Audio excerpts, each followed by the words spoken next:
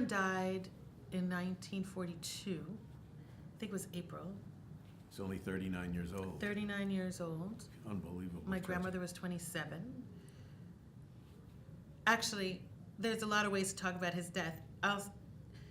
I grew up knowing that it was malpractice. What was the medical issue? I know he had surgery and there Well, were that's the thing. It complications. all, I'll tell you. I told you about the Adlon Hotel. Yes. I have to figure out how to explain this. So, at the Adlon Hotel, the first year of the Feuermann Grand Prix, I think this was around 2000, maybe 2002. I had not seen Sophie Feuermann, his sister, since my mother died in 1992. She said to me in that hotel at one point with her finger in my face, "Your grandmother killed my brother." And I was like, I think you mean my great-grandmother, but okay. And I realized, I had a long conversation with her. I realized she had held onto this resentment to the Reifenberg family for many years, and she held them, my grandmother, responsible for Feuermann's death. And I couldn't understand, why would she? So finally I had this long conversation with Eva, my grandmother, Feuermann's widow, about what happened that day. They were living in Westchester, and he had terrible hemorrhoids. And it was agreed that he needed to go to the doctor to have an operation to get rid of them. For some reason, as far as I understand, Emma Reifenberg, my grandmother's mother, who had had a long-standing relationship with Feuermann that predated my grandmother's relationship to him because she was 4 when they met, decided that he should go to the family gynecologist. Gynecologist? Yes. I don't know why. I really don't know why, and I don't remember if I asked why. He was kind of a hack doctor, and Feuermann had some medical issues in the past. Maybe 10, 15 years earlier, he'd had some problems with his intestines. Maybe not even 10 years earlier.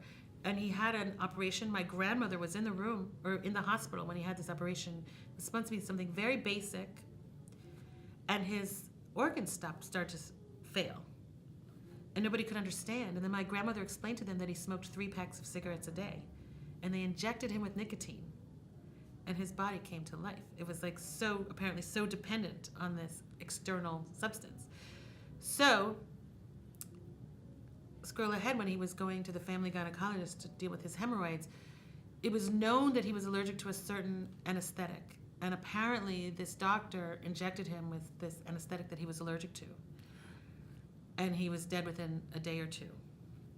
And the doctor, whose name I don't know, died a few months later. Because I remember being a child and asking, was there a malpractice suit, or what happened to this doctor who killed Poppy? And I think the doctor somehow, from whatever way, died shortly after that.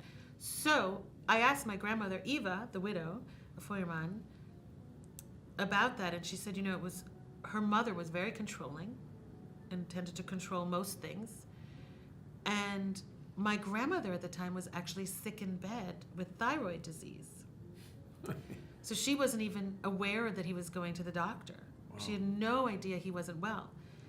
And found out while she was in this bedroom in the house, very ill, that he had passed away when he had been a very healthy man. So that is the story of his death. So it was from an anesthetic that he was allergic to. From what I understand, yeah. Yeah. And it was the doctor's fault. Apparently, had he done his research or whatever version of charts, medical records they kept at that time, it was there, apparently. I see. Unbelievable. Yeah, so it was malpractice. That's what I always grew up knowing, that it was a malpractice. And Well, sadly, his cellos, this is always another tragedy upon tragedy. He had a Montagnana and a Strad. And I believe my grandmother sold them both for $10,000 within a year of his death. Oh. That we have as much of his history is kind of remarkable, because she was so naive and so young in many ways and ill-equipped to manage the world on her own. She was really poorly advised.